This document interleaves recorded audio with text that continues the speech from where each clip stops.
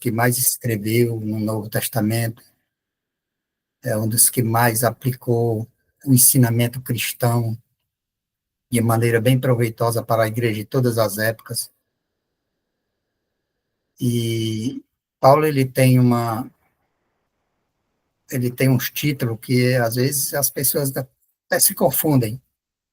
Ele é chamado Paulo de Tarso, depois ele diz que é judeu, da tribo de Benjamim, e outra parte ele diz que ele é romano.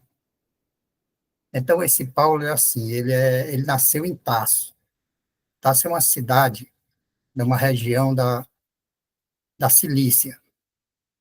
Hoje ela é Turquia. Se ele tivesse, né, nascido nessa época, ele era mais turco do que judeu, né? Ele nasceu em Tarso, na Turquia. Mas por que que ele é judeu? Porque naquela época até hoje também, quando o, os pais são judeus, os filhos também são judeus, não importa onde nasceram. E Paulo, ele era de Tarso, mas ele era judeu da tribo de Benjamim, porque seus pais eram judeus da tribo de Benjamim. Sua fé era farisaica, era instruído aos pés de Gamaliel, no judaísmo, e ele era romano por quê? Porque o seu pai comprou o título. Naquela época, Roma ela tinha uma lei que era muito pesada, muito pesada. Quem quiser pesquisar aí, acho que na internet deve saber, deve ter, vocês devem encontrar. As leis das 12 tábuas, as leis de Roma naquela época, era muito, eu não posso explicar aqui as leis das 12 tábuas, porque não é o meu assunto hoje, estou só fazendo uma introdução. Então, Roma era muito pesada com suas leis punitivas, e aquelas pessoas que possuíam algum dinheiro a mais, alguma condição, a Roma passou a vender os títulos de cidadão romano. Por quê? Porque o cidadão romano eles tinham uma certa regalia, e tinha algumas regalias que a lei não podia punir eles como punia os demais. E Paulo, pai de Paulo, comprou o título para ele. É tanto que tem uma época que ele reivindica isso aí, né? Vocês me bateram sem saber que eu sou um cidadão romano, e aqueles que bateram nele poderiam ser punidos. Então, ele era de Tarso, porque nasceu em Tarso. Ele era judeu, porque era filho de judeu, e a sua fé era o judaísmo, e ele era romano porque foi comprado o título. Esse é o Paulo aí que todo mundo conhece, né? Conhece a sua história. Então, queridos, essa carta ele escreveu para os coríntios. Era uma igreja que ele mesmo tinha fundado. Ele fundou a igreja de Coríntios na segunda viagem missionária. Aí ele escreveu essa carta, ele estava em Éfeso, e ele escreveu porque ele recebeu algumas más notícias da igreja. A gente vai saber o contexto que essa igreja estava vivendo. Essa igreja, ela era de Coríntios. Coríntios era uma das maiores capitais da Grécia, era muito evoluída em comércio, em cultura. A Grécia, né? A Grécia era o berço da cultura mundial, do helenismo, que mudou o mundo todo naquela época, todas as culturas. Roma não tinha cultura. A Roma se desenvolveu mais em administração. Administração, tinha boas estradas, boas organizações, mas a Roma não era muito culta. A cultura, o berço da cultura era a Grécia. Então, veja logo o ambiente aí, porque ele vai falar sobre a sabedoria dos homens e a sabedoria de Deus. Então, essa igreja ela vivia no berço da cultura, da filosofia, os pré-socráticos, os socráticos, os pós-socráticos, tudo é lá da Grécia, tudo era o berço da filosofia, apesar também de ter muitos sábios no Egito, né? uma das maiores bibliotecas de todos os tempos, a Biblioteca de Alexandria, que Alexandre o Grande construiu, e veio muitos sábios de lá também, tem muitos sábios de lá, tem muitos judeus, filósofos, que também se formaram no Egito, mas a Grécia estava em primeiro lugar. Então, vem esse contexto aí, essa cidade, ela tinha era muitas classes de pessoas morando lá. Aí, vejam bem, tinha muitos templos e deuses pagãos, muitos templos. Asclepio era um deus, Afrodite, e tinha também sinagoga judaica. Era uma mistura. Mas aí a gente fica pensando, e os dias de hoje também não é da mesma maneira? As cidades não são evoluídas, as culturas, a cidade que a gente entra, tudo cheio de templos, cada um tendo a sua fé, cada um tendo a sua religião. Então, queridos, a gente pode imaginar um pouco que ali tinha muita confusão, mas não era muito diferente dos dias de hoje. Aí Paulo foi pregar o evangelho lá. Que tipo de evangelho que Paulo foi pregar lá? Paulo foi pregar o evangelho que para eles, para o povo daquela época lá, era um escândalo. Era um escândalo. E eles, escândalo, toda a vida foi escândalo, não é uma coisa não é uma coisa benquista. Então, esse evangelho ele era chamado escândalo por quê? Porque pregar um evangelho dizendo que eu era um filho de Deus, que tinha vindo do céu, com poder de salvar o homem dos seus pecados. E ele foi marginalizado, foi desprezado e, por fim, pregado numa cruz como um dos piores marginais. E por isso que para eles, para os gregos e até para os judeus, isso era um escândalo, dizer que um homem desse era Deus e pegar uma história dessa, sair levando como uma mensagem vinda do céu que esse homem trazia para salvar a humanidade. É por isso que era um escândalo. E por que eu estou falando isso? Porque, por outro lado, tinha a sabedoria dos gregos. Sabedoria dos gregos. Em Coríntios, dizem que quase todas as ruas tinham um sofista. Sofista é aquele filósofo que, mal intencionado, ele usa a retórica, a boa dissertação, a boa argumentação, é como tipo um advogado hoje. Aí ele ficava ali prestando serviço, como aquela pessoa sábia, valorosa. Ele prestava serviço para as pessoas que quisessem. Qual serviço? Se você tivesse algum litígio com alguma pessoa, com alguma empresa, com alguma coisa, eles entravam, você procurava eles, e eles entravam e perguntavam a você, qual o seu problema? Se o seu problema fosse, mesmo que você estivesse errado, eles faziam uma narrativa muito bem feita, uma retórica muito boa, uma argumentação, uma dissertação perfeita, é muito parecido com os advogados hoje. E aí eles defendiam a sua causa, eram os homens sábios. Mas, por outro lado, tinha os filósofos. Os filósofos, por que eu estou explicando isso? Porque dentro desse livro aqui você vai ver sobre a sabedoria dos homens e a sabedoria de Deus. E tem muitas pessoas que dizem que a Bíblia condena a filosofia. Mas não é bem assim. O apóstolo Paulo deixa bem claro lá em Colossenses, parece que é 2:8, que há filosofias vãs. Ele diz, as filosofias vãs, que é a filosofia dos sofistas.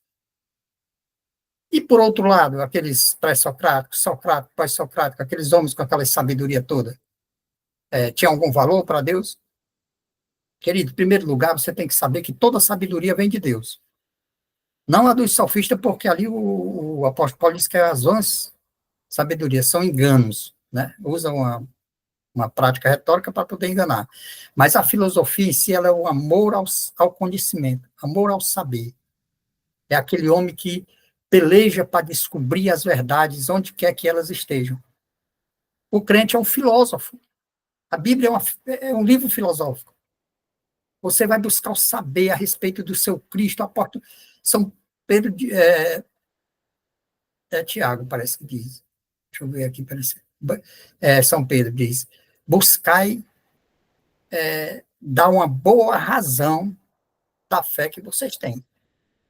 Então, a boa razão, ela é ali uma dissertação que você vai fazer, mostrar para as pessoas que você tem uma razão de crer. Então, isso aí já é filosofar, entendeu? Então, toda sabedoria ela vem de Deus. Se os pré-socráticos receberam a sabedoria, se os socráticos receberam a sabedoria, se os pós-socráticos, até os filósofos modernos, a sabedoria cai como uma chuva, queridos. Porque lá em Colossenses também, 2 e 3, diz assim: Jesus Cristo, aonde reside toda a sabedoria e todo o conhecimento. Então, ele derramou sobre os homens. Qual é o problema dos homens que se perderam com a sabedoria? Por que Deus chama de loucos também? Porque eles foram incapazes de, com aquela sabedoria, eles pensavam, principalmente os estoicos. O estoicismo tem muita coisa boa, muitos conselhos que tem na Bíblia. A maneira de viver, a arte de viver, com dignidade, no meio do sofrimento, não reclamar. A Bíblia também diz isso, para você não murmurar. É o perigo do murmúrio. E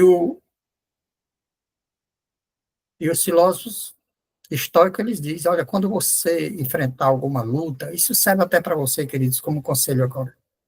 Porque estoicismo, mas é bíblico também.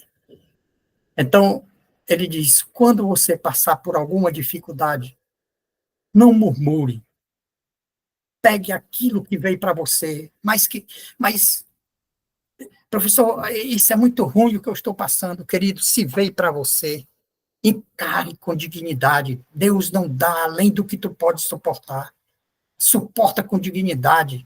Passa por esse sofrimento sem reclamar. E diz: ó Deus, se tu me deste isso, é porque tu sabe que eu sou forte, eu vou vencer. Então, é conselho bíblico isso. E era o estoicismo pregava muito isso aí. Então, é vindo de Deus essa sabedoria. E qual é o problema deles? Que eles não são salvos, não têm Cristo. É porque eles pensavam que com essa sabedoria que Deus deu para eles iam conseguir a perfeição, ia conseguir chegar num estágio perfeito, através dos próprios esforços deles. Aí é onde começa a sair fora da Bíblia. Né? Porque Jesus é a sabedoria. Depois nós vamos já entrar nessa parte aí que é bonita.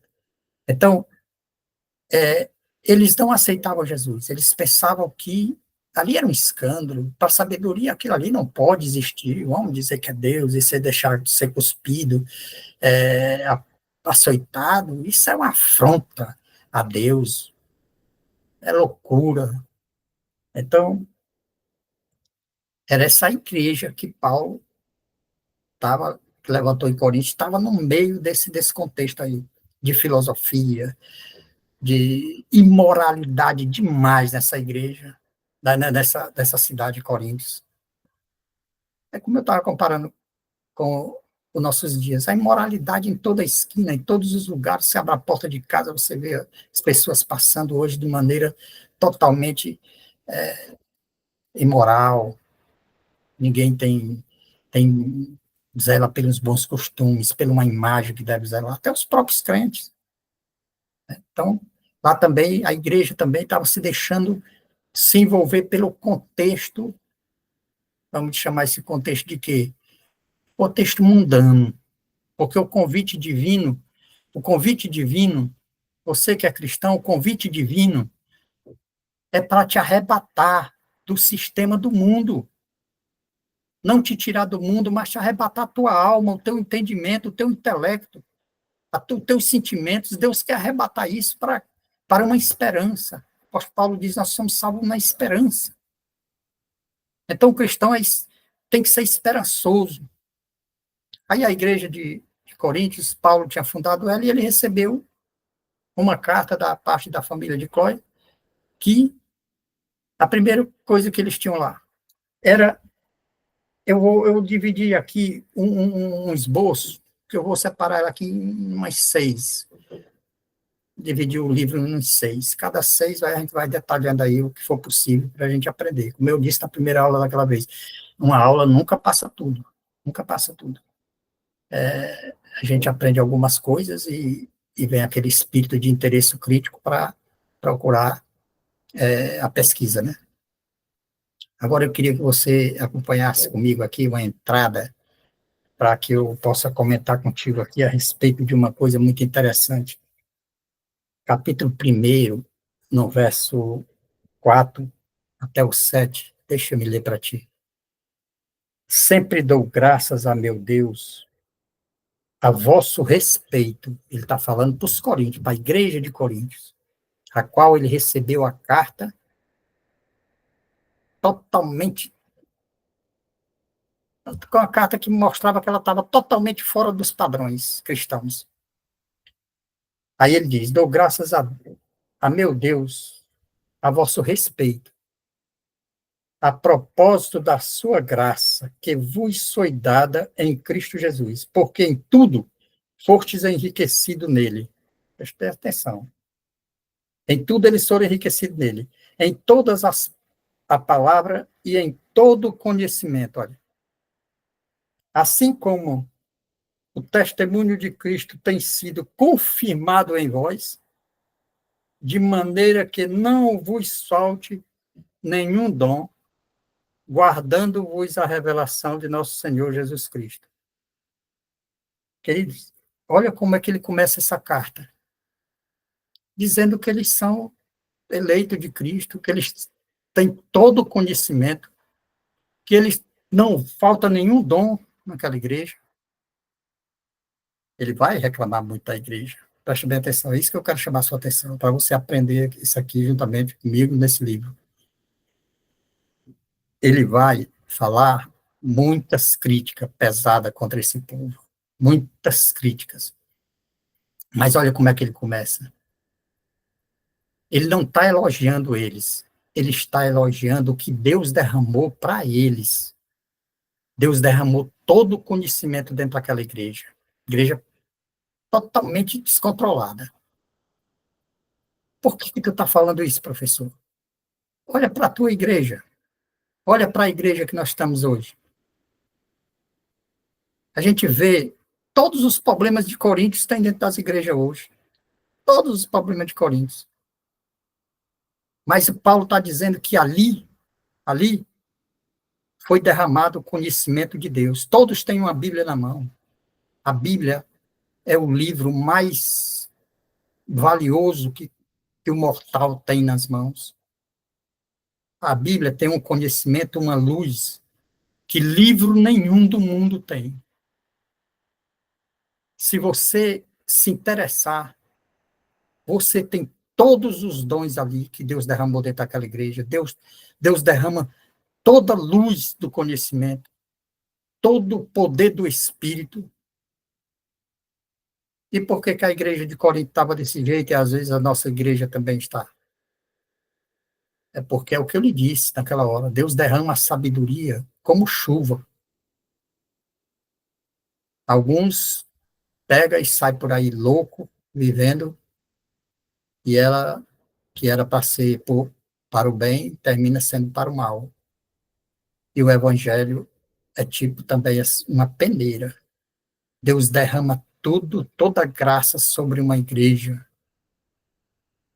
mas pelas atitudes das igrejas a gente vê que eles não recebem como deveria receber.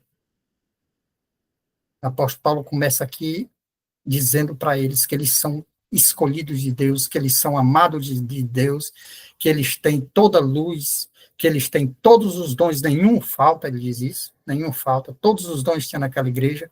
Então, quer dizer, Deus é aquele Deus de amor que não olha para os defeitos da igreja. Ele tem poder para salvar a igreja, ele tem poder para limpar a igreja, ele tem poder para transformar a igreja. Mas se a igreja quiser, se o indivíduo quiser. Também tinha igrejas no Novo Testamento, como o Tessalônica, era a igreja que exercia o amor, a fé, a esperança, que são as três, que o 1 Coríntios vai falar também, que é muito importante essas coisas, a fé, o amor e a esperança. Mas a de Coríntios, ela estava toda se envolvendo naquele contexto mundano. Por quê? Porque eles não estavam interessados em buscar o conhecimento de Deus. Eles estavam muito envolvidos com o conhecimento daquela época, que o apóstolo Paulo vai já dizer que era, para Deus é como loucura. Então, ali eles estavam primeiro, qual foi a primeira coisa que Paulo criticou eles? Presta atenção, foi a primeira coisa. A primeira coisa aqui que Paulo critica eles é a divisão na igreja. A divisão. E qual era o fato da divisão? O que estava acontecendo ali naquela divisão? Presta atenção que a história vai tomando rumo. Exatamente por causa que eles achavam que aquela sabedoria do mundo era muito importante, a ponto de se esquecer os ensinamentos do Espírito, que tomando o conhecimento do mundo, sem Cristo, sem o Espírito, eles também poderiam chegar a ser um bom pregador. Aí vem aquela divisão dentro da igreja. Eu sou de Apolo, eu sou de Pedro, eu sou de Paulo, eu sou de Cristo. Apolo por quê? Porque Apolo era um grande pregador. A Bíblia diz que era eloquente, ele tinha muita sabedoria, ele também andava pela banda do Egito, da Biblioteca de Alexandria, ele pregava naquelas regiões, ele era muito entendido. Quando ele chegou nas igrejas que Paulo fundava, ele chegava com aquela eloquência e pregava muito bem, e algumas turmas de quê? Dos gentios, que a igreja era gentil, mas também tinha judeu. Aí aqueles que eram gentil, não compreendiam muito bem a palavra de Deus, se encantavam pela sabedoria dele, pela retórica dele, e alguns diziam, eu sou com isso aqui, eu estou com isso aqui. Aí vinha outros e seguia Pedro. Quem era que seguia Pedro? Os judeus, que ainda também não estavam bem cristianizados. Eles queriam sempre estar ali pensando que a lei também estava vigente. Aí dizia, eu sou de Pedro. Aí outro dizia, eu sou de Paulo, que fundou a igreja. E outros diziam, eu sou de Cristo. Por incrível que pareça, diz que a facção mais perigosa era a de Cristo. Imagina. Por quê? Porque eram os mais arrogantes.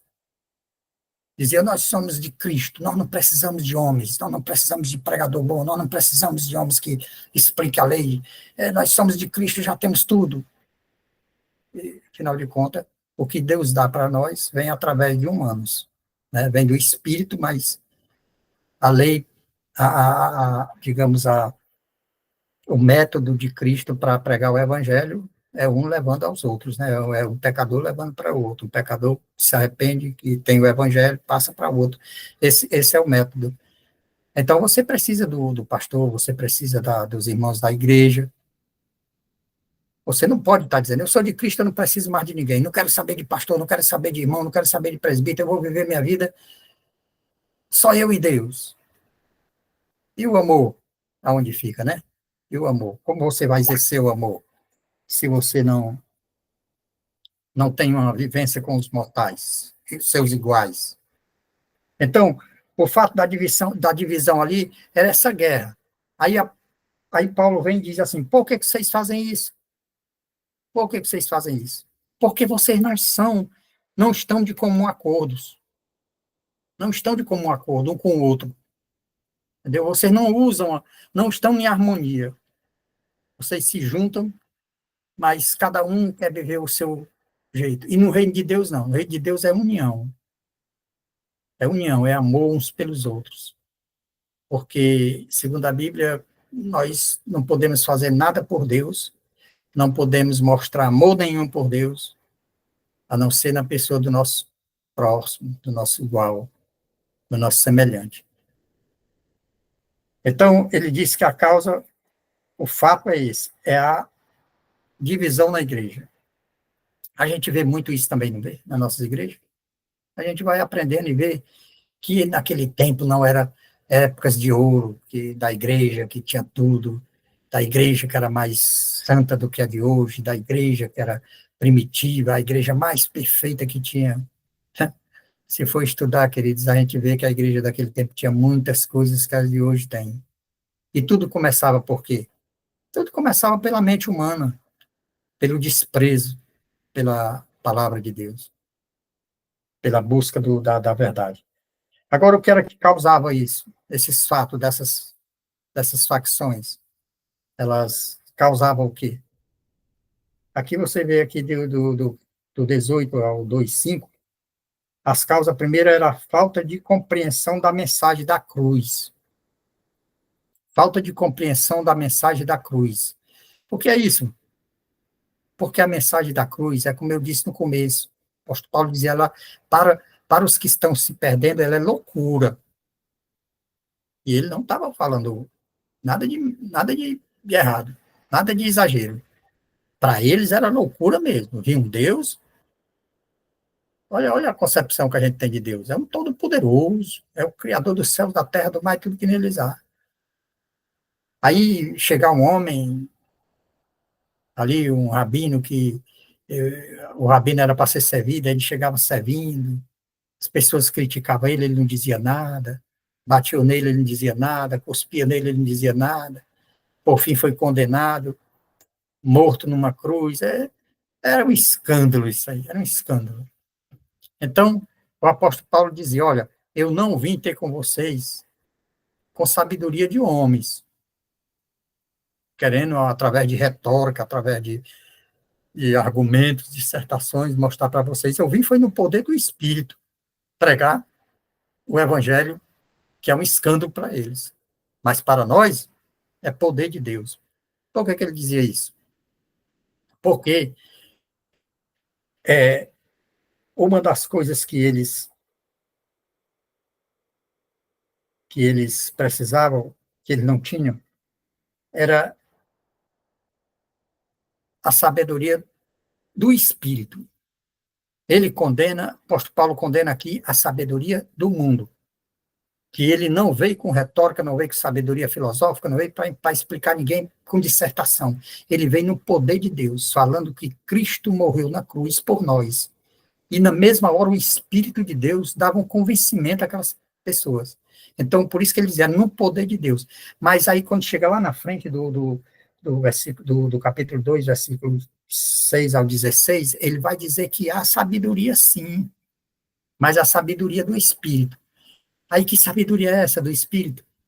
A sabedoria do Espírito é aquela revelada, como o apóstolo Paulo diz, que estava oculta desde o começo do tempo. Voltando a Gênesis, a gente vê um vislumbre disso aí. Quando Deus encontrou com Adão, escondido, ele ali matou o cordeiro, tirou a pele do cordeiro, fez uma roupa para Adão, e ele prometeu ali a salvação. Um dia virá o Salvador. Então, se você for lá, você vai ver já um pouco de vislumbre, que era desde a fundação do mundo que a salvação estava preparada. Então, mas ela estava preparada, mas ela estava oculta. Estava oculta. Ninguém entendeu isso no Velho Testamento. Estava oculta até que viesse a plenitude dos tempos, que foi quando Cristo veio. Então, isso aí era a sabedoria do Espírito que o mundo não conhecia. Entendeu? Mas aí o apóstolo Paulo diz, não conheceram por quê. A gente for lá para o capítulo 1 de Romanos, ali a gente vai ter uma mensagem bonita a respeito disso.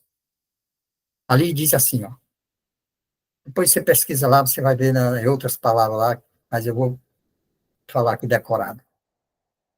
Ele diz assim, olha, tudo, que os homens precisam conhecer de Deus, Deus lhes deu a conhecer.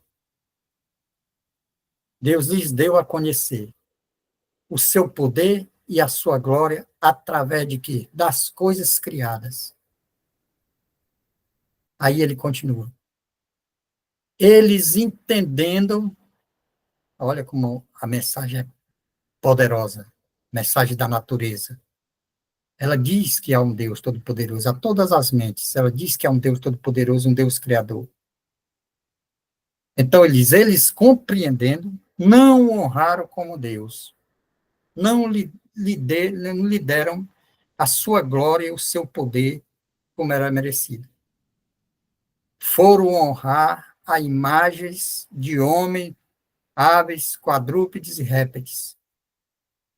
Por causa dessa afronta, Deus os entregou, tais indivíduos, às suas próprias paixões, para desonrar os seus corpos. A gente pensa que é tipo uma punição que Deus fez. Não, não. Não é punição, não. É porque Deus, como diz também a palavra de Deus, nós somos criados nele e nele nós subsistimos. Se afasta dele. Nem poder se afastar tu pode, mas mentalmente tu pode. Tu pode rejeitá-lo. Mas se nos afastarmos de Deus com a rejeição, não há outro lugar. É sofrimento, é morte, morte em vida, é morte do corpo depois, e exterminação eterna, porque em Deus nós vivemos, nós fomos criados, nele nós subsistimos. Então, quem rejeita Deus, não precisa Deus fazer nada, Deus não se troca com os mortais. Deus não precisa, para destruir uma pessoa, Deus nunca fará o mal, ele é o amor. Lá em João, 1 João 4,8 diz, Deus não ama, Deus é amor. E nele não há injustiça. Então, queridos, ele não pune ninguém. Quem pune os homens são os próprios homens rejeitando a Cristo. Aí é por isso que ele diz, e tais homens, Deus os entregou às suas paixões, ou seja, abandonaram ele, caíram e se entregaram a quê? Aos instintos do pecado, aos instintos. Deram rédea solta a seus instintos. E caem no mundo da perdição. Está lá no primeiro capítulo de Romanos. Então, é essa a sabedoria de Deus que o mundo não conheceu. Que o apóstolo Paulo diz aqui, que é a falta de compreensão da mensagem da cruz e a falta de compreensão do ministério do Espírito. Uma vez eu expliquei para vocês nas outras aulas, não sei quem está aí, quem está agora aqui, estava na primeira, eu expliquei sobre isso aí, sobre o ministério do Espírito. Deus, ele é o Criador. Jesus é o Salvador. E o Espírito, a missão do Espírito, é trazer a luz para que nós entendamos tudo isso. Eu já expliquei para vocês que nem os apóstolos compreenderam a mensagem de Jesus. Os israelitas nunca compreenderam o amor de Deus. O mundo nunca entendeu o amor de Deus. Porque o mundo não compreende. O que o apóstolo Paulo diz também? O homem natural não entende as coisas do Espírito, pois elas se discernem espiritualmente. Então, é o Espírito de Deus que estava faltando para eles ali. E eles não se interessavam, queriam buscar em esforço próprio. Ah, querido, hoje em dia tem muita gente fazendo isso. Tem não, irmão? Tem. Tem gente querendo buscar. Se você ver aqui o tanto de livro que eu tenho, eu estudo demais, mas eu sempre tomo cuidado. Quando eu falo com Deus, eu digo, Senhor, por mais que eu estude, por mais que eu tente procurar aprender, eu chegando numa sala de aula, ou no púlpito de uma igreja, ou na casa de alguém para falar do amor de Deus, tudo aquilo ali pode me sair da mente se o Espírito de Deus não estiver comigo. Tudo aquilo ali. A Bíblia diz que ele vos fará lembrar de tudo aquilo que ele tem ensinado. Isso é verdade, a gente tem que estudar, tem que aprender, tem que buscar, tem que pelejar, mas buscar como Espírito de Deus. Buscam a sabedoria com o Espírito de Deus. Então, era isso que eles não, a igreja de Coríntios não estava buscando, o que o apóstolo Paulo disse, olha, quando eu fui com vocês, eu não fui em espírito de sabedoria humana, não. Eu fui pregando, foi a cruz de Cristo, querendo dizer, por que vocês não tomam essa mensagem como o Espírito de Deus? Por que vocês não buscam? Por que vocês não se esforçam? E eles esperando em sabedoria humana, querendo se autopromover por si mesmo. Como eu disse, hoje nas igrejas tem isso, tem gente que estudando, e querendo chegar lá na igreja e pregar, pensando que é ele que é o bom, é o tal. Então, isso é meio perigoso, porque é bom a gente buscar o Espírito Santo de Deus. O Espírito Santo de Deus é que nós temos tudo que vem da parte de Deus é através dele. Jesus não tentou muito explicar muito a missão dele aqui na Terra. Jesus não tentou convencer as pessoas. Ele veio para executar a morte na cruz, morrer na cruz, para dizer está tudo consumado. E ali, depois de tudo consumado, os discípulos no caminho de Emaús não entenderam foi nada. Aí, quando o Espírito Santo de Deus baixou, apóstolo João, que era o filho do trovão, o cara que queria fazer fogo, descer do céu e fazer churrasco de samaritano, deixa nós descer fogo do céu e queimar o samaritano, alma perversa. Jesus olha para ele e pergunta, de que espírito é? Então, eram os homens que andavam com ele, mas eram perversos. Hoje tem muitos homens perversos andando nas igrejas com a Bíblia na mão, junto com Jesus. Vamos prestar atenção nesse detalhe. Vamos prestar atenção nesse detalhe. Nós estamos pregando Coríntios, e Coríntios está trazendo essa lição hoje para nós. Vamos tomar cuidado, Deus não se deixa escarnecer.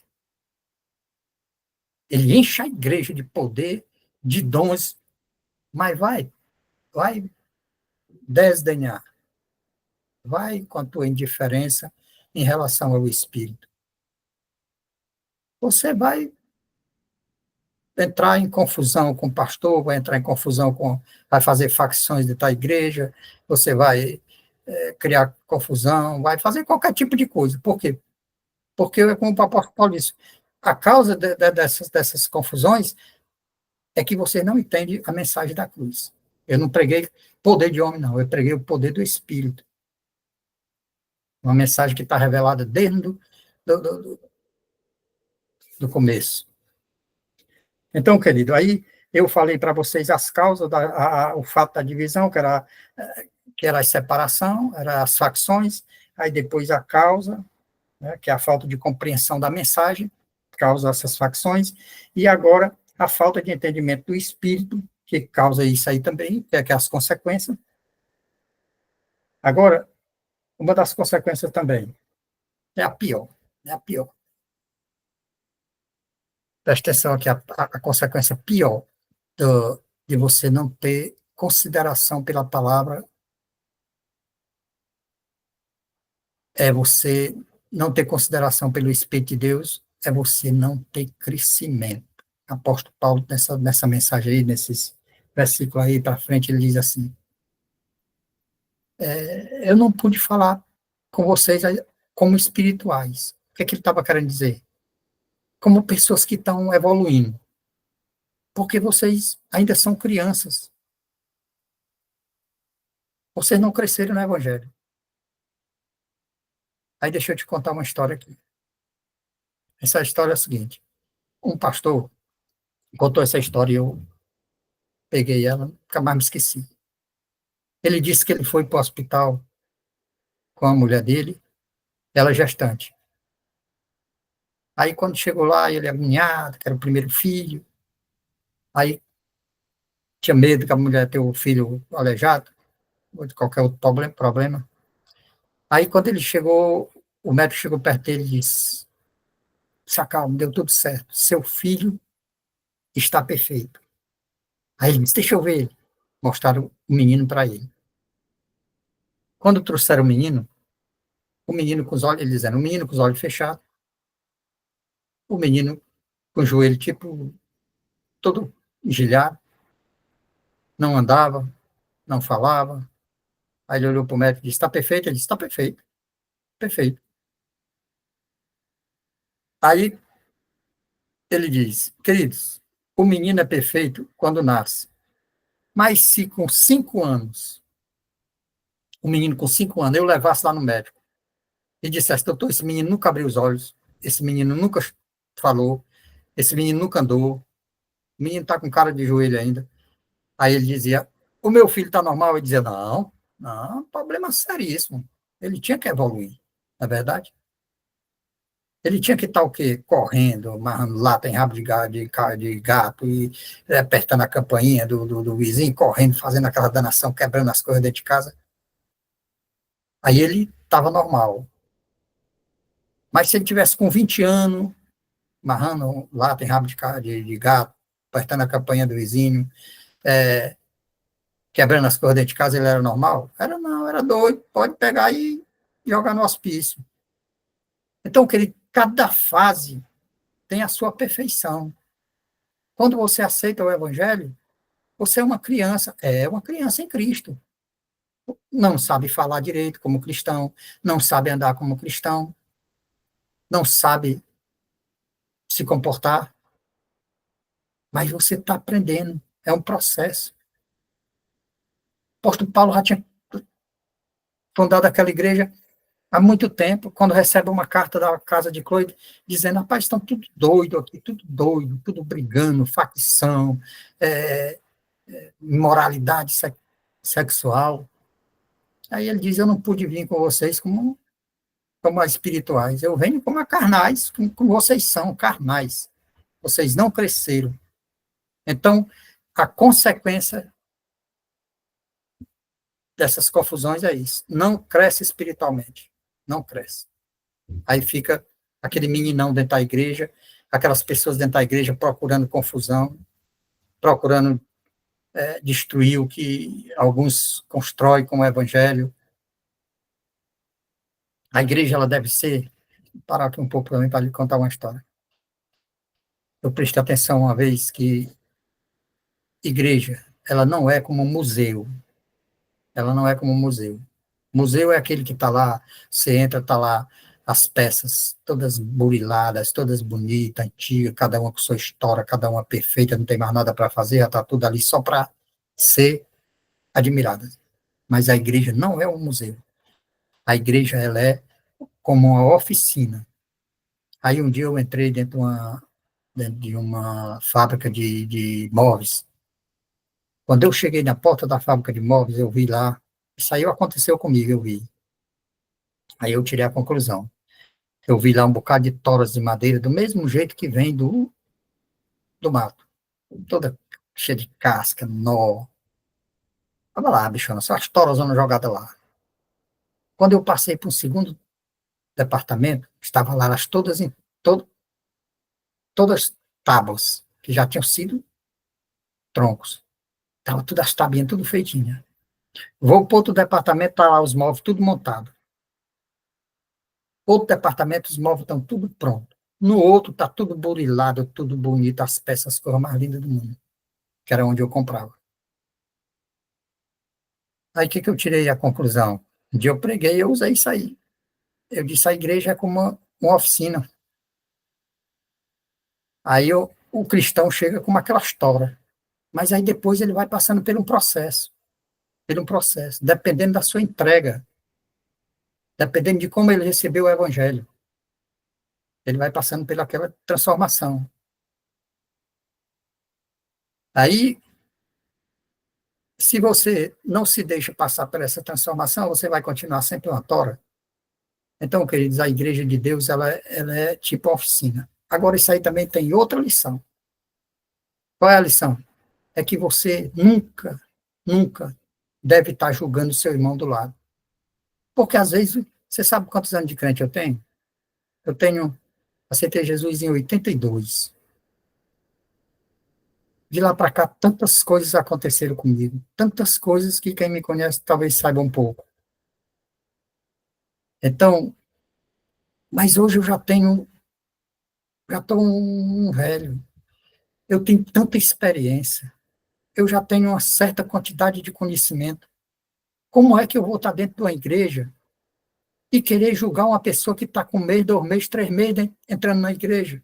Como é que eu vou cobrar a perfeição dessa pessoa? Que eu seja sábio.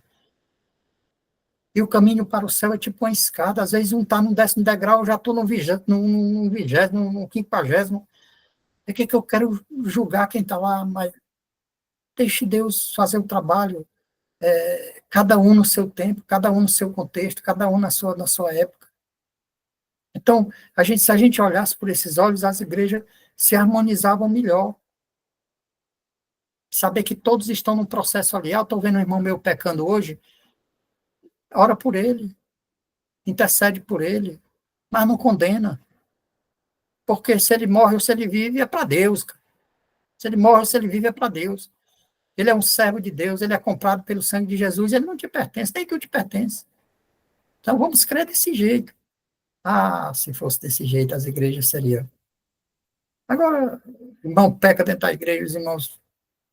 Agora, claro que lá para frente a gente vai ver também que os cristãos também não devem suportar aqueles que. Tem uma diferença, irmão, da pessoa que está num processo de santificação dentro da igreja. E tem outras que estão estagnadas, rejeitando a mensagem e querendo fazer o que quer. O apóstolo Paulo lá na frente vai dizer: desse tu não senta nem para comer, daqui a pouco nós vamos ver isso aí. Mas é bom que a gente não exagere e deixe Deus conduzir a igreja. Vamos procurar viver o evangelho. Falta-nos alguma coisa? Falta, sempre vai faltar. É o nosso incentivo, é a falta. Faltou, nós vamos atrás.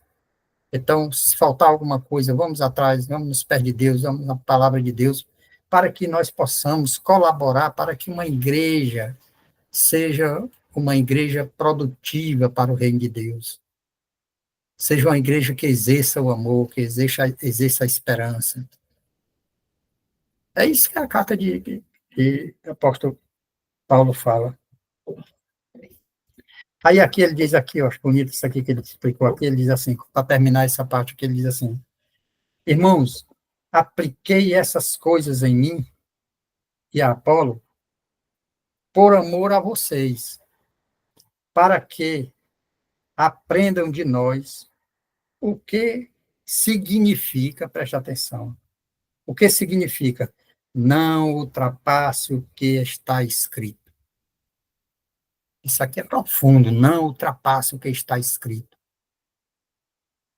Dentro da igreja também, nessa época ele estava fazendo isso, claro que estava.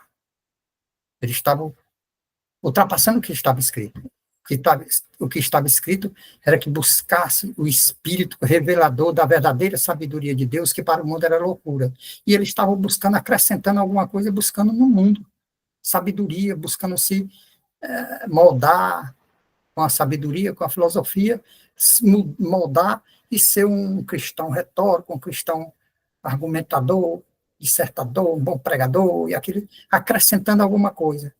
E o apóstolo Paulo olha para ele e diz: não ultrapasse o que está escrito. Busque dentro da palavra, busque dentro dos ensinamentos de Deus. Porque eu também expliquei na aula passada e gosto de explicar isso aqui, porque mas muita gente vê por aí. As pessoas subindo nos púlpitos e pegando a Bíblia, chega isso me dá coisa, chega me treme. Pegam a Bíblia e pregam heresias brutas, brutas. Por que heresia bruta, irmão? Porque pegam um texto, primeira coisa, às vezes não respeita o texto. Lê um texto e depois sai pregando coisas da mente dele que o texto... abandona o texto, uns abandonam totalmente o texto. Chega lá e vai gritar, vai pular, vai fazer o que bem entender. Mas o texto está lá abandonado, porque ele leu. E outros pegam e acrescentam neles alguma coisa. Interpretação, achismo. Por quê? Porque não tem um conhecimento. Não vai buscar. O apóstolo São Pedro diz: procura crescer na graça e no conhecimento do Filho de Deus. O apóstolo Paulo diz para Timóteo: olha, procura te apresentar como obreiro que não tem que se envergonhar, que maneja bem a palavra da verdade. Então, tem gente aí acrescentando as coisas Por isso essa ruma de igreja, por isso essa ruma de pensamentos tortos, tudo. Se fosse o Espírito comandando, teria isso? Teria. Não teria. Teria uma harmonia. Teria uma harmonia. Porque devemos respeitar a palavra de Deus, devemos respeitar. Como é respeitar? Se ela diz uma coisa, tu vai lá ler, explica e aplica. Pronto, pregação é só isso. Ler, explicar e aplicar para os irmãos. Ah, mas o irmão hoje não falou muita coisa, mas tu aprendeu. Mas tu aprendeu. Outra coisa, pregador nenhum tem responsabilidade de mudar a vida de ninguém, não. Pregador que quer pregar para mudar a vida dos outros, tu não muda a vida de ninguém. Tenta mudar a tua, pelo menos. Tenta mudar a tua. Já está de bom tamanho. A dos outros tu não muda. Quem muda? A palavra. A palavra tem poder. Prega ela. Ela tem poder. Então, queridos, tem que respeitar. O apóstolo Paulo dizendo aqui. Não ultrapassem o que está escrito. Era isso aí que dava confusão. Era isso aí que dava facções dentro da igreja. Vamos para frente. Aqui no segundo ponto, vai do capítulo 5 até o 6:20. Mas o que é que vai falar agora? Vai falar agora sobre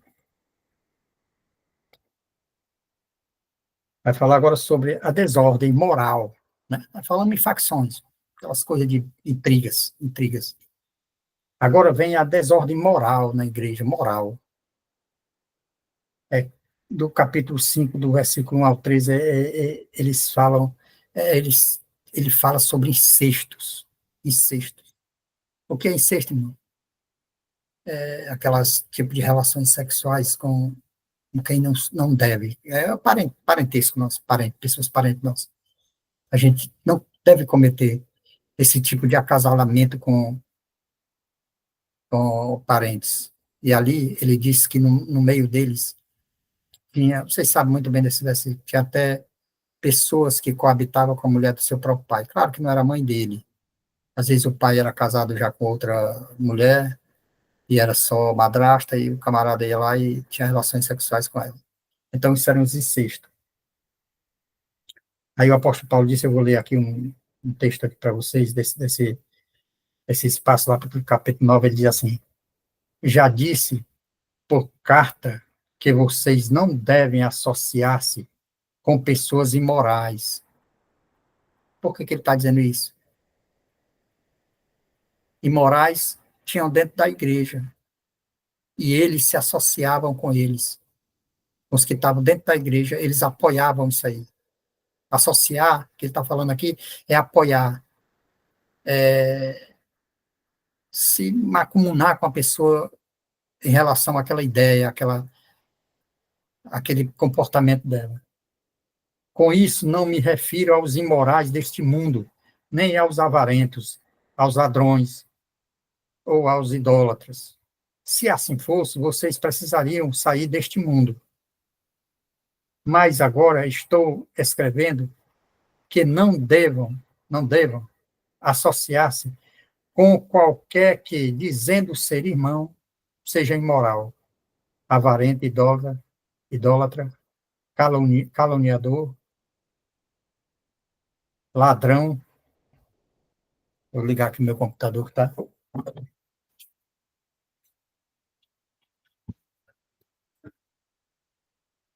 Banda bateria.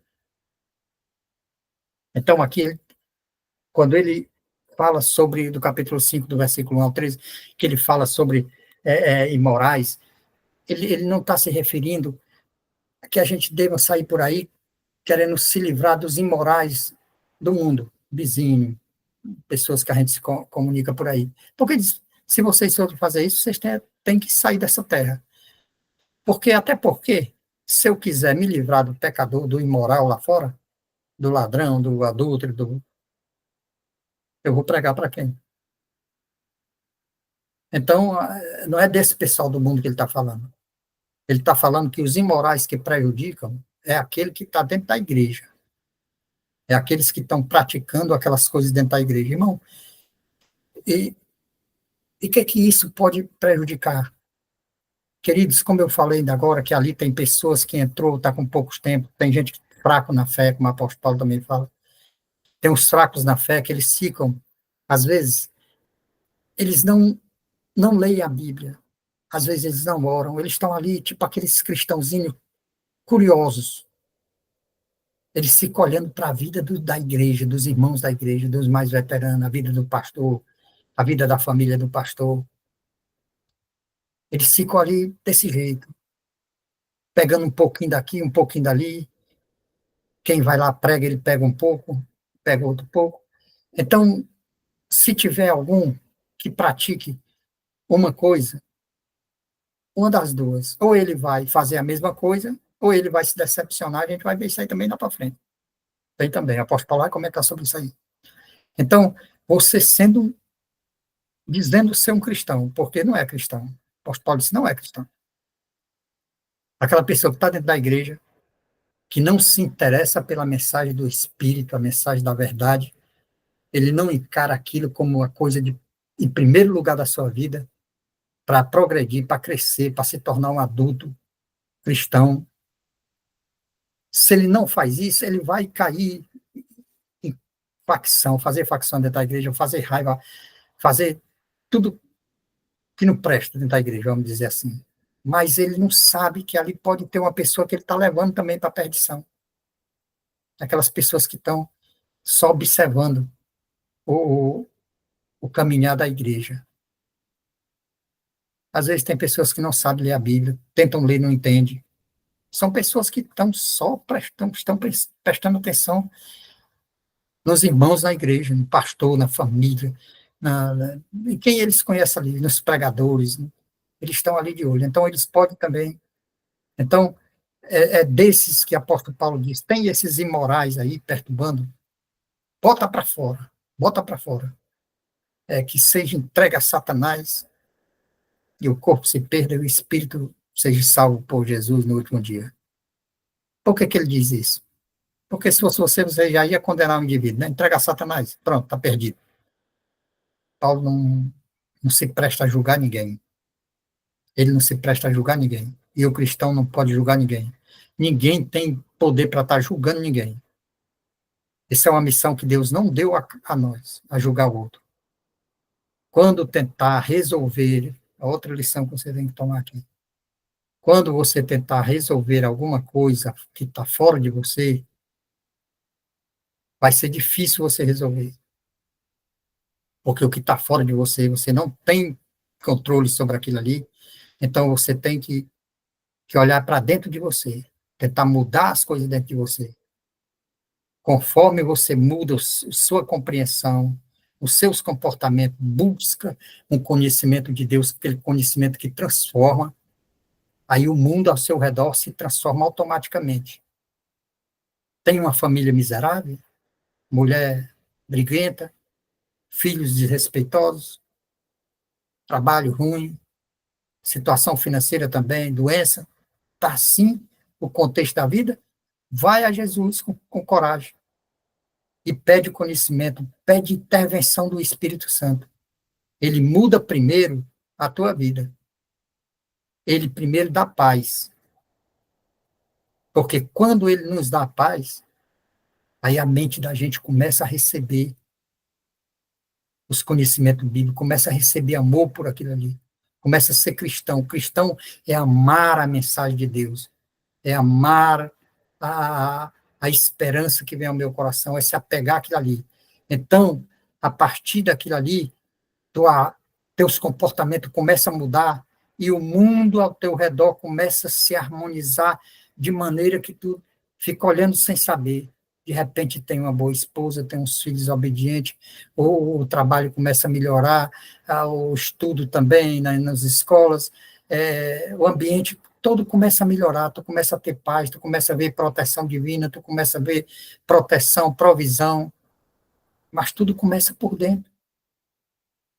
Deus disse assim, ao ímpio não é permitida a paz. Por quê? Aí as pessoas pensam também que é uma punição divina, mas não é punição divina. A, ao ímpio não é permitida a paz porque o ímpio é o que pratica impiedade. Não tem o piedoso? Piedoso é o que tem piedade, é o que tem misericórdia, é misericordioso. Mas o ímpio, ele pratica impiedade, ele não tem piedade, ele não tem amor, é um bicho bruto. Então, aquilo ali não, Deus diz, a ele não é permitida a paz não chega a ele. E quando não chega, a alma dele está daquele jeito por dentro, o ambiente todo externo dele é um inferno, por antecipação. Então é isso que o apóstolo Paulo fala, que tira do meio de vocês esses caras. Tira do meio o quê? Não dá atenção e vai buscar a palavra de Deus. Aí disputa também no tribunal, essa parte aqui do capítulo 5 que vai até o 6:20, desordens morais. Aí tem uma parte aqui também que a gente deve comentar o livro, né? Todo estamos pregando o livro. A disputa nos tribunais. Olha como é que o apóstolo Paulo dá uma lição para a gente.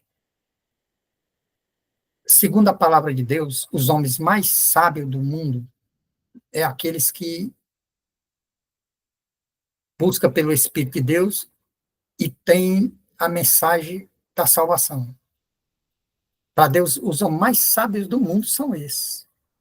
É os homens que acreditam na mensagem da cruz, embora que para os outros seja escândalo, mas para ele é poder de Deus, é salvação. Quando ele entende essa mensagem, não tem mentes que possam se comparar com a dele. Não tem o filósofo, não tem ninguém que possa se comparar à mente deles. Dentro, no meio deles, tem pessoas, no meio deles que eu falo a igreja, a pessoa que tem a mensagem da cruz, no meio daquele grupo, tem sabedoria, e tem o espírito, e tem luz, e tem discernimentos para resolver qualquer tipo de problema que nenhum juiz do mundo, nenhum advogado vai resolver. É isso que Paulo estava dizendo. Vocês tem um litígio no meio de vocês, tem alguma confusão no meio de vocês vão levar para juiz lá de fora? Isso é um desrespeito ao evangelho.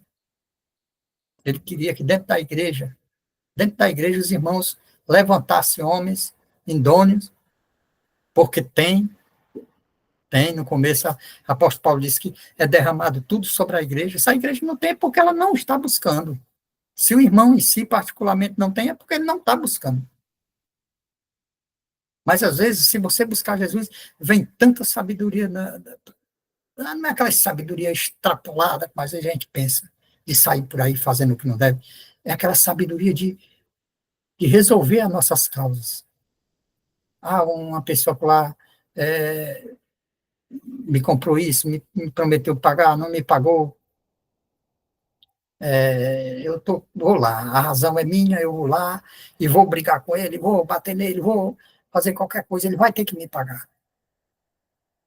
Isso aí não, na vida do cristão não é assim. Ele vai lá e diz, eu vou entregar na mão de Deus e vou ficar aqui na minha. Isso é uma sabedoria tremenda, isso é um autocontrole, domínio próprio, não ressentimento de mal, é tudo isso aí, é amor, está nessas atitudes. Então, o apóstolo Paulo esperava que os cristãos fizessem isso. Será que você está vendo isso no meio das nossas igrejas hoje? Vamos aprender a perdoar, irmão.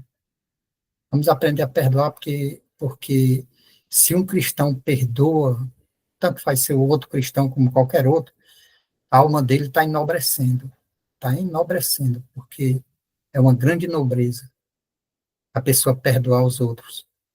Jesus disse, né? Se vocês não perdoarem, também não serão perdoados. Então, essas coisas, dessas pendengas entre irmãos, não levem para a justiça, ele diz, né? Ele está ensinando a igreja de Corinto. O que nós pudermos tirar de lição para hoje, a gente vai tirando. Porque tem coisas que é deles lá, é do passado, é costumes. Deixa eu explicar isso aqui. Costumes faz uma confusão dentro da igreja tremenda. Acredito que talvez muitos de vocês já saibam disso, mas eu acredito também que tem gente que não sabe. Os costumes faz muita confusão dentro da igreja. Às vezes as pessoas param de mostrar um princípio bíblico, pregar um princípio bíblico, vai pregar um comportamento de uma pessoa. Olha, tu está se vestindo assim, tu está fazendo isso, fazendo isso. Querido, costumes, eles mudam. O que não muda é os princípios divinos.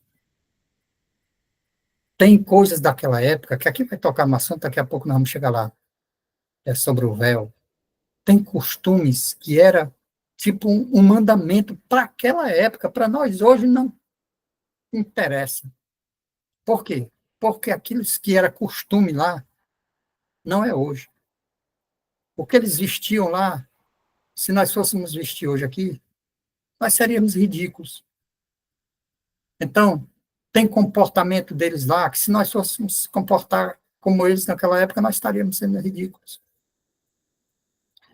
Por quê? Vou voltar a explicar mais ainda profundamente isso. Costumes mudam, princípios não.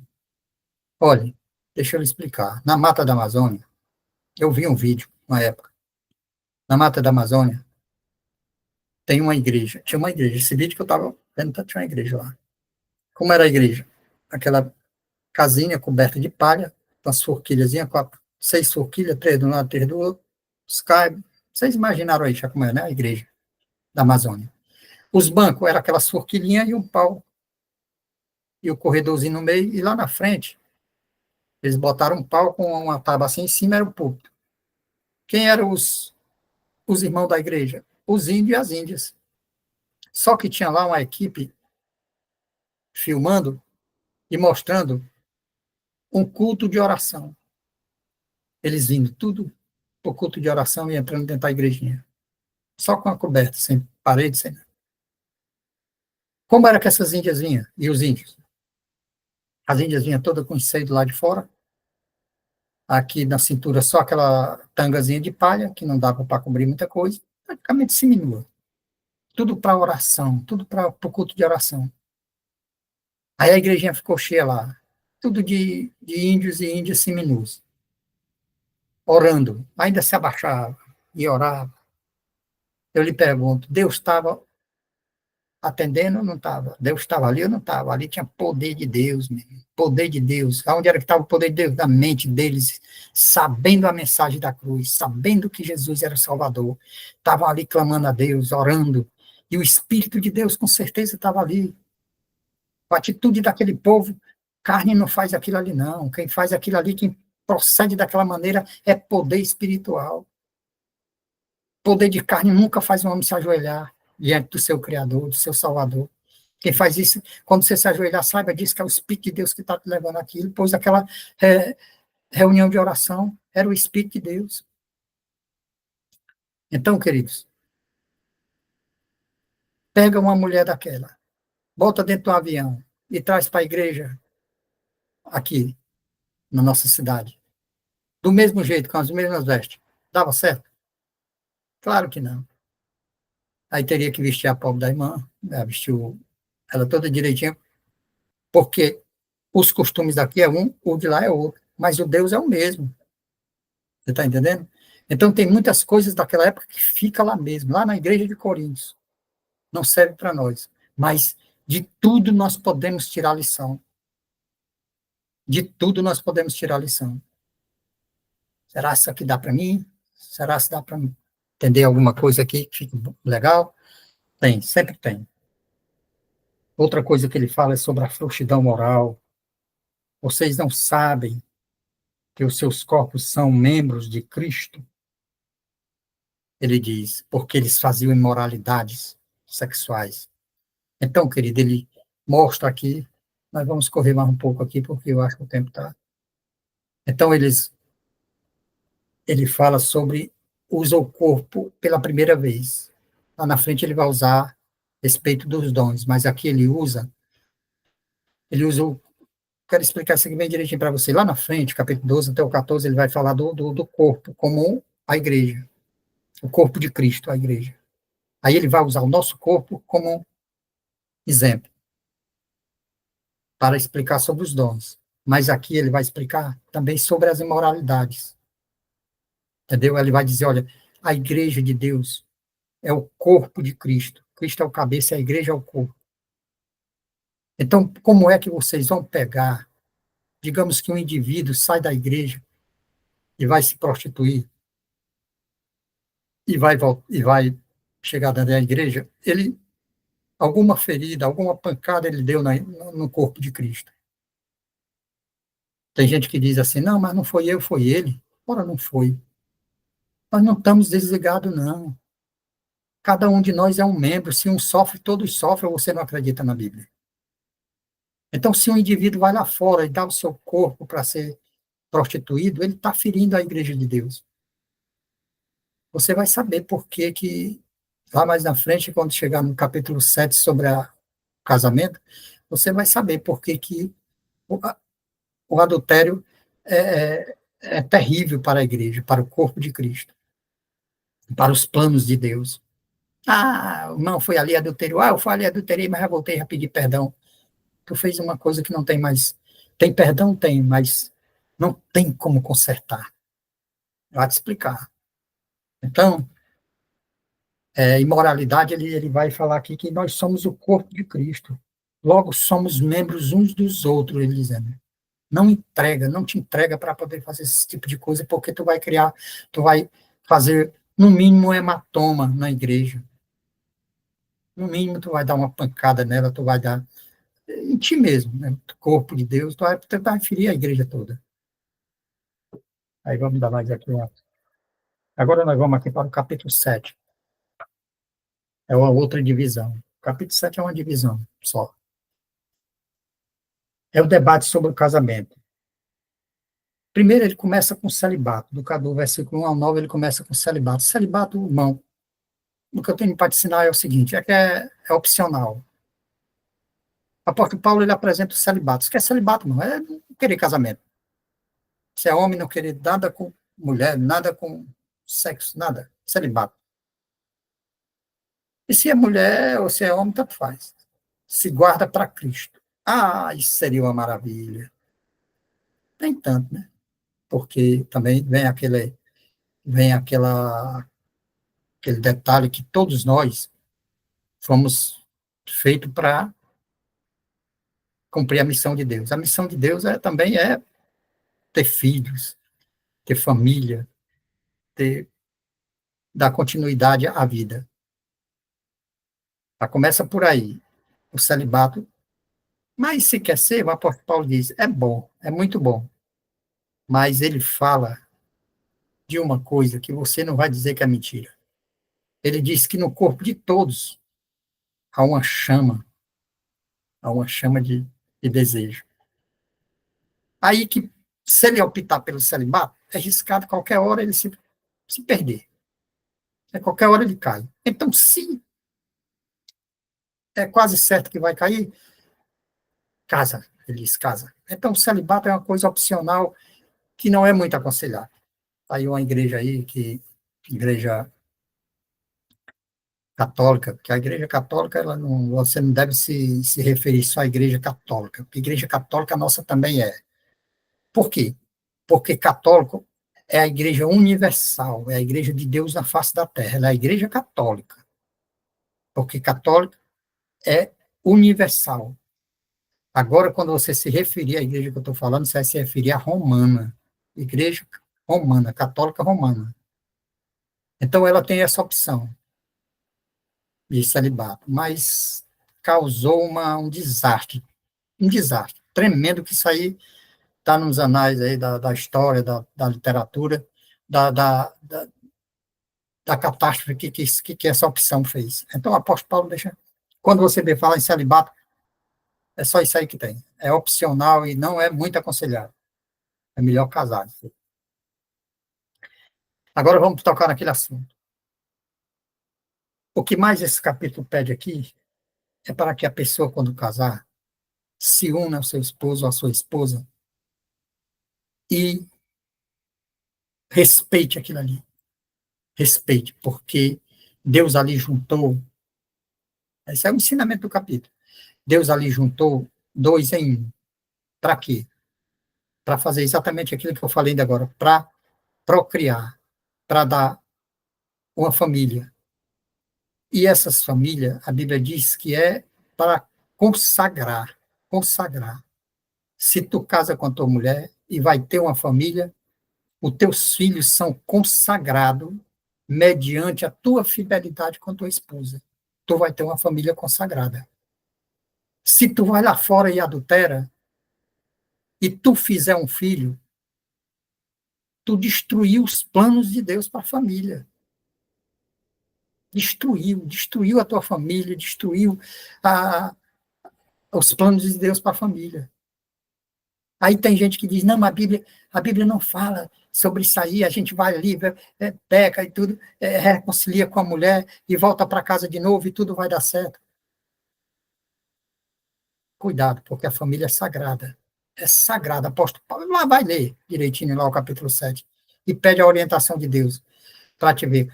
Quando a gente se une com a mulher, é para a gente respeitar ela e ela respeitar a gente e a gente olhar, embora que seja tentado, porque a carne é tremenda, embora que seja tentado, mas toda vez que o servo de Deus olha para o seu cônjuge e vê nele a união com ele ou com ela, uma coisa sagrada, que nossos filhos vão ser sagrados pela minha fidelidade a ela e a fidelidade dela a mim, isso ajuda muito a gente manter isso aí forte. Ajuda muito a gente ir para os pés de Deus, pedir e receber força para isso, para que nossos filhos sejam abençoados, para que nossos filhos não sejam bastardos e, e sejam maculados com maldição de uma destruição, de uma união que Deus fez. Eu queria ler um texto aqui para você de Malaquias. Está lá em Malaquias, depois você visita esse texto. Ele diz assim, Malaquias, eu vou começar pelo versículo 13. Presta atenção, isso aqui é sobre o casamento. Ele diz aqui, a outra coisa que vocês fazem, Deus dizendo para o pessoal daquela época, enchem de lágrima o altar do Senhor, choram e gemem, porque ele já não dá atenção às suas ofertas, nem aceita com prazer. Sabe o que ele está dizendo aqui? Eles estavam indo para o altar chorando, dando oferta, tentando se consagrar, porque as ofertas eram assim, era o corpo, o sacrifício vivo, tentando agradar a Deus, tentando ser um bom cristão. Mas aí diz assim, ó, já não dá atenção às suas ofertas, nem as aceita com prazer. Por quê? E vocês ainda perguntam, por quê? É porque o Senhor é testemunha entre você e a mulher da sua mocidade, pois você não cumpriu a sua promessa de fidelidade. Embora ela fosse a sua companheira, a mulher do seu acordo matrimonial. Não foi o Senhor que os fez um só? Em corpo e em espírito, eles lhe pertencem. E por que um só? Porque ele desejava uma descendência consagrada. Deus casou. Seu casamento com a sua esposa é porque Deus quer uma descendência consagrada. Portanto, tenham cuidado. Ninguém seja infiel à mulher da sua mocidade. Eu odeio o divórcio. Vai lá em Malaquias. Diz o Senhor, o Deus de Israel, e também odeio o homem que se cobre de violência como se cobre de roupas. Diz o Senhor dos Exércitos. Por isso tenham bom senso, não sejam infiéis. O que ele está dizendo? Que se tu for infiel ao teu casamento, que foi ele que uniu em espírito e em carne, para que tenha uma descendência consagrada, isso é plano de Deus, antes de tudo, isso é plano de Deus. Quem ousa destruir os planos de Deus e se dá bem? Depois o profeta diz isso. Quem contendeu com o Senhor e se deu bem? Queridos, quando Deus fez o homem e a mulher para ter uma descendência consagrada, aí vem agora as igrejas, tudo se apossando daquela história que Jesus disse. Pela dureza do vosso coração, Moisés permitir o divórcio. O apóstolo Paulo também chega a dizer, se vocês não puderem viver junto, que separe-se. Mas se separar, não arranje outro. Não arranje, porque vai destruir o casamento. Está destruído. Quando um homem peca, uma mulher peca, está destruído. A descendência não é sagrada. Então, tem muitos negros por aí hoje que casam dentro das igrejas. Amanhã, depois, está separado, casa com a irmã do banco da frente, ou do banco de trás. Tem igreja que tem um senhor lá que já casou com as três da igreja e estão tudo lá dentro. Estão tudo lá dentro. Não, a minha época com ele foi uma. Eu tenho um filho com ele. Eu também tenho um filho com ele. Você acha que essa é uma geração sagrada, consagrada a Deus? É do jeito que Deus fez? Tu está condenando, irmão? Não. Estou pregando a Bíblia. A Bíblia está falando. Agora, eu não condeno, mas eu digo uma coisa. As pessoas que fazem essas coisas têm perdão? Claro que tem perdão. Basta chegar aos pés de Cristo e perdoar. Mas que Cristo perdoa. Mas fica difícil. Fica difícil. É como aquela criança teimosa que o pai diz, filho, não vai por aí, não vai por aí, ele vai, cai numa poça de lama, o pai corre para cima, mas ele sai limpinho? Não sai. Sai danificado, sujo. Então, querido, isso é uma situação difícil. Para quem pensa em casar, para quem tem um casamento, conserte seu casamento, porque é coisa séria. Por que está tocando esse assunto? Eu gosto de tocar em assunto de casamento, mas é um livro, são os ensinamentos bíblicos, isso aqui ninguém pode fugir. A gente poderia pregar o livro de Coríntios e passar por cima disso aqui? Não. Quando você for lá, você vai ver muito mais outras coisas. Coisa, mas sempre dê atenção sobre a seriedade, né? Sobre a seriedade do assunto, porque ele cobra muita seriedade na fidelidade. Eu estou olhando aqui a hora, mas acho que ainda tem muita coisa. Não sei.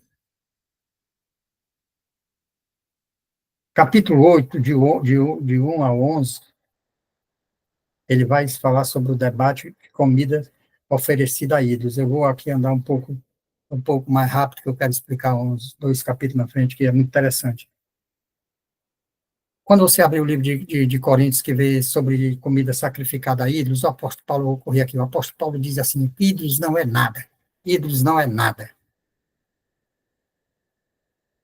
Comeu, entrou pela boca, saiu, pronto. Mas tem um detalhe.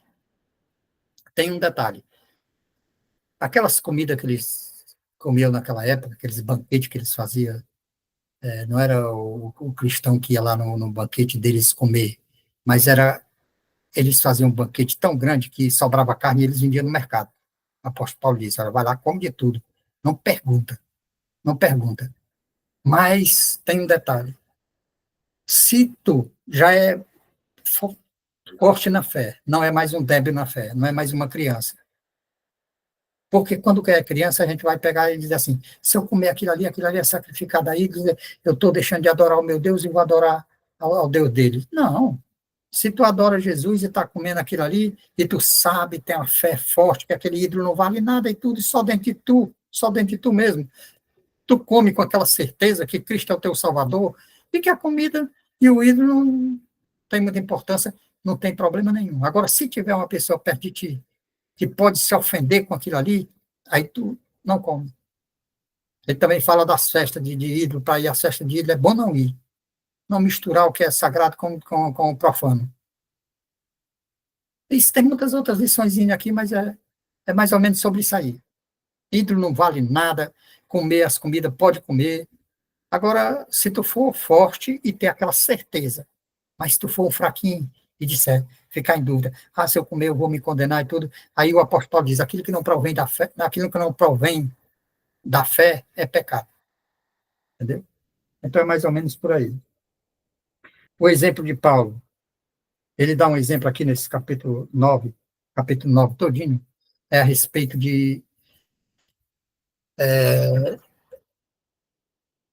do sustento dos obreiros, do sustento dos pregadores do Evangelho. O capítulo 9, ele não especifica pastor, não especifica ninguém. Ele diz que todos que trabalham no Evangelho, vai para algum lugar trabalhar no Evangelho, é digno do seu salário, é digno do seu sustento. Aquele tempo era sustento apenas. Não era dinheiro para enricar, não. Tem que pregar a Bíblia, tem que ser fiel a ela. Então, não era dinheiro para esbanjar e ver os seus irmãos pobres do seu lado gemendo e você numa boa, não, como hoje é uma que a gente mais vê. Aqui ele está falando do sustento. Aí ele joga lá para o Velho Testamento, cita o Velho Testamento, não amarra a boca do boi que debulha. Ele está tudo dizendo, se a pessoa está trabalhando no Evangelho, está te dando o espiritual, o que te custa tu sustentar ele com o material? Ele está te pregando o espiritual, cuida dele, cuida dele. Mas não está falando aqui de grandes riquezas para a igreja trabalhar, morrer de trabalhar para enricar, como tem muitas histórias aí, que não dá nem tempo de contar, e nem eu vou contar essas coisas, não quero me meter com isso. Porque a gente vê a palavra de Deus, quem está dentro da palavra de Deus, discerne as coisas, espiritualmente ele discerne o certo do errado. Então, querido, aqui no capítulo 10 ele vai falar sobre autoindulgências, que vocês têm que tomar de conta, têm que tomar cuidado com a vida de vocês. Aí ele dá um exemplo, diz, olha, o pessoal lá no deserto, que Moisés tirou eles andaram no deserto, comeram do maná, beberam da rocha, que era Cristo, e por não ter consideração, que é a consideração que eu vou falando aqui, que a igreja de Corinto não tinha, e que a gente vê que as igrejas de hoje também estão indo pelo mesmo barco, ele diz, cuidado, porque eles lá beberam da mesma água da rocha, que era Cristo, comeram do mesmo maná, mas ficaram onde? Todos mortos no deserto, não entraram. Por quê? Porque duvidaram de Deus, duvidaram de Deus. Eles blasfemaram de Deus. O que é blasfemar de Deus? É não atribuir a Deus os seus poderes. Como lá em Romano também fala, que eu falei ainda agora. Então ficaram tudo. Aí Hebreus disse assim, olha, cuidado. Paulo também diz, cuidado. Porque se para uma promessa terrena eles desobedecendo, eles não entraram, que dirá da promessa celestial? Então não desenha, querido. A Bíblia é séria, a Bíblia é um tesouro de Deus na mão dos mortais. É tudo de Deus que nós temos na nossa infeliz matéria aqui. Nada de Deus nós temos materialmente nas nossas mãos para nos guiar. Nada mais do que a palavra de Deus. Temos uma tendência terrível de deixar a palavra de Deus para um lado e querer buscar revelações. Ah, eu vou buscar revelação de Deus. Deus está me revelando que a tua vida está acontecendo isso. Deus está me revelando que a igreja vai acontecer isso. Revelações que a Bíblia fala é dos mistérios de Deus. O que é os mistérios? A mensagem de Deus oculta nas palavras, nas páginas da Bíblia. Quando você lê, que você entende, aquilo ali é revelação do Espírito Santo. Revelando que o teu Deus é poderoso, que o teu Deus, pelo sangue derramado na cruz, te salva, que tu pode levar essa mensagem para outros. Isso é revelação. Não eu dizer isso que eu estou dizendo aqui, que tu vai amanhã fazer acontecer isso não é revelação, isso é adivinho, espírito de adivinho não vem de Deus. Temos que, revelação é o que vem da palavra de Deus, a palavra de Deus é a revelação de Deus nas nossas mãos. É o que nós temos de material nas nossas mãos, é isso aqui. Ele diz, cuidado, né? Eu falei sobre isso aí. Então, queridos, aqui nós vamos entrar noutra parte aqui, que eu tomara que dê tempo aqui para nós. Vai dar.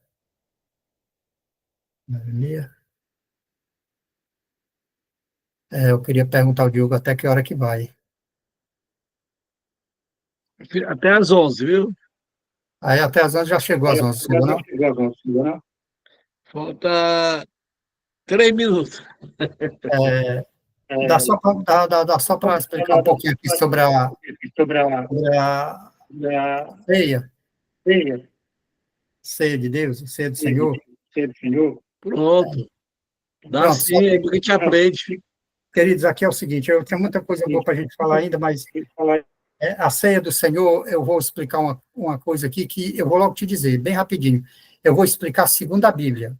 E ela pode ir de encontro ao que tu tem aprendido até hoje. Mas o que me interessa é que seja bíblico. A ceia do Senhor, tem muita gente que prega que você tem em pecado, você não pode tomar. A Bíblia nunca disse isso. Porque se a Bíblia procurar alguém que não tenha pecado para tomar a ceia do Senhor, ela não vai encontrar um ser vivente em todas as épocas de Adão até hoje.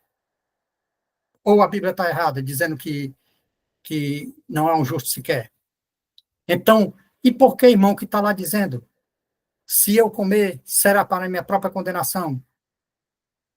Procura ver lá o que está escrito, porque tu não discerniu o corpo nem o sangue do Senhor. Eles pegavam, faziam a ceia, cada um com aquelas glutonarias, levando boi, levando muita comida, e bebia, e se embriagavam, adoeciam, morriam de tanto comer. Aí o apóstolo Paulo chega e diz, isso não é ceia do Senhor. A ceia do Senhor é essa, e vou dizer para vocês, o que eu recebi dele, eu vou entregar para vocês, que o Senhor naquela noite repartiu o pão e o vinho e disse, esse é o meu corpo e esse é o meu sangue, que é derramado por vós, e vocês façam isso em memória de mim até que eu venha. Isso é que é o discernimento do corpo de Deus. Toda a igreja, ela é pecadora, mas ela tem que tomar a ceia do Senhor, porque é exatamente ali os elementos que te traz a salvação, simbolicamente te traz a salvação. É o pão, a carne do Senhor que te alimenta e o sangue do Senhor que te purifica. É terrível uma igreja chegar, um irmãozinho tomar a Santa Ceia, eu vejo o irmão às vezes balançando a cabeça, o homem passa com pão e com vinho, não quer porque eu estou em pecado. E quando é que tu não vai estar em pecado? Lê o texto direitinho lá, estuda sobre isso aí. Se você vai pregar o evangelho, você tem que estudar. Olha, vou repetir aqui para encerrar. Você tem que discernir o corpo de Cristo. Discernir. O que é o discernimento? É saber que aquilo ali é a carne do Senhor sendo rasgada na cruz e o sangue que te purifica de todo pecado. E tu comer com reverência com teus irmãos na igreja, uma comunhão entre vocês sagrada. Aquilo é um sacramento sagrado mais lindo que tem da comunhão de Deus com o seu povo. Irmão, mas eu pratiquei o pecado, eu pratiquei alguma coisa. Pede perdão a Deus, sim, pede perdão a Deus, mas não deixa de tomar a ceia do Senhor. Vai lá no texto e verifica que o apóstolo Paulo não está dizendo, se tu tiver pecado e tomar a ceia, tu vai ser condenado. Cadê o sangue de Cristo? É assim? É para você chegar como pecador, tomar e morrer condenado? Ou é o contrário? Você chega, pecador, bebe o sangue de Cristo, come o pão e sai perdoado. Então, eu estou te pregando a Bíblia, é o que está escrito lá. Talvez vá de encontro com o que você crê. Mas também não é nada demais, não. Não é nada demais as igrejas pregar isso aí. Eu acredito que eles devem deixar o povo tomar o pão e o vinho. Aí que cada um dá conta de si, cada um examine a si mesmo. Quando ele diz cada um examine a si mesmo, ele está dizendo, não examina teu irmão. Não diz quem pode beber, quem não pode. Cada um examine e discirna o corpo e o sangue de Cristo. Tá certo? E aqui tinha outras coisas bonitas para pregar, como a ressurreição, que vem aí pela frente, capítulo 15, mas não vai dar tempo. É um negócio, é muito bom quando você estuda, né, se aprofunda na palavra de Deus. Realmente é muito bom. Eu acredito que os irmãos que permaneceram aí é porque realmente estão mesmo assim sedentos do conhecimento. Evangelista, meu pastor, Expedito Gomes, muito obrigado Nada, irmão. pela sua participação. Muito conhecimento, graças a Deus, que foi repassado para nós. E eu louvo a Deus que este conhecimento está sendo gravado, né? Vai para o nosso canal, vai estar lá. Os irmãos que quiserem futuramente dar uma lida, dar uma revisada, é muito importante, né? E que seria muito bom, né, se nós pudéssemos ter outros momentos igual este, através da sua pessoa, Expedito. Que Deus lhe abençoe. Obrigado. Muito obrigado. Eu que agradeço pela sua participação, que é muito especial para o Ceifa. Obrigado aos coordenadores, Erivaldo, também muito obrigado. Que Deus abençoe todos os nossos coordenadores locais das cidades que estão participando conosco. Muito obrigado a você, que Deus abençoe, Pai Expedito. Creio que só Deus pode recompensar. Seria muito bom se nós tivéssemos, né, meios para poder abençoar a sua vida. Eu sei que Deus já lhe abençoou, você é um homem abençoado por Deus. Muito obrigado, de todo o coração, eu, na minha pessoa, particularmente, falo, e também em nome do Ceifa. Muito obrigado mesmo, que Deus abençoe a todos. Até segunda-feira que vem. Muito obrigado. Amém. A paz do Senhor.